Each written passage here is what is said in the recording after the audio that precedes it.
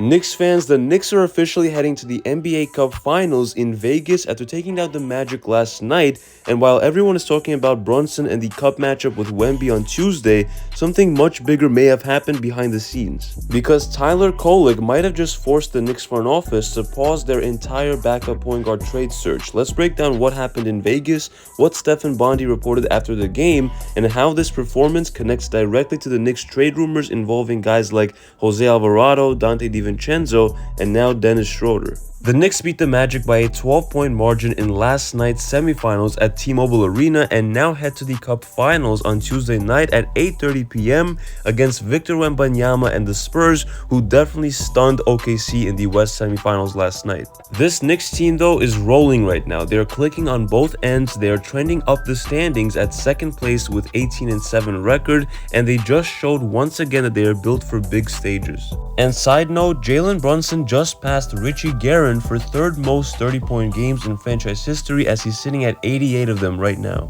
Karl Anthony Towns set the tone last night. The Knicks controlled the game late, but the real story from this one was not a star, it was Tyler Kolek. Stephen Bondy of the New York Post put it best in his latest article. Deuce McBride's ankle injury gave Tyler Kolek a major opportunity to prove the Knicks do not need to rush into a backup point guard upgrade. And Kolek delivered a statement, and during the first few games of the season, the Knicks had been losing the minutes when Kolek was on the floor. That flipped completely in Vegas and even before that. The Knicks were at their best with Kolek running the offense. He finished a team best plus 17 in what was easily his best game of the season and arguably the best game of his young NBA career. Bondy noted two huge stretches. First, the opening 7 minutes of the second quarter, the Knicks outscored Orlando by 11. Kolek had 2 points, 3 assists, and 1 steal. One sequence stood out: assist to Josh Hart, steal on the inbounds, assist to Mikal Bridges, and all back-to-back plays. Then he even closed the game. Late third quarter and most of the fourth, Kolek was on the floor as the Knicks regained control. He did not check out until 5 minutes and 41 seconds remaining. Cat called it one of Kolek's finest games as an NBA player and said everyone in the locker room understood how important he was, even if it did not fully show on the box score, and that matters. This is where it gets interesting because, as we know, just days ago, multiple reports said that the Knicks were actively exploring backup point guard upgrades. That includes Alvarado, DiVincenzo, and now Schroder. But performances like this force front offices to reassess timelines. Kolek is still only in his second year. He's learning, he's growing, and in Vegas on a big stage, he showed that he can impact winning. That does not mean that the Knicks could stop looking entirely, but it does mean that they are no longer desperate, and that changes everything. According to Clutch Points reporter Chris Persianen, league sources say that the Knicks have had exploratory discussions involving two Western Conference guards.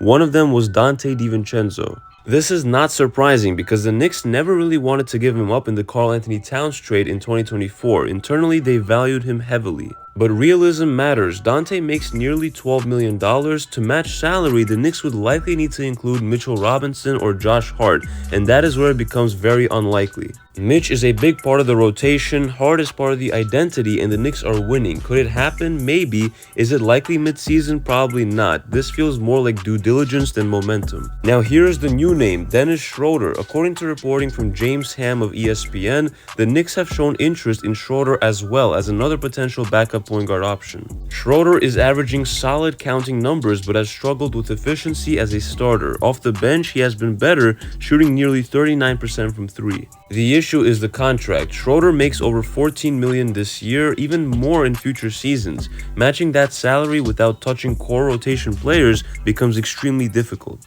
Yes, the Knicks have second-round picks, but Sacramento would still need a salary framework that makes sense. Again, this feels exploratory. So here's the key takeaway. The Knicks are not scrambling, they're not desperate, and they're not trying to blow anything up. They shouldn't, because they're second in the East, they are heading to the NBA Cup Finals, and their young backup point guard just had a breakthrough moment on a big stage.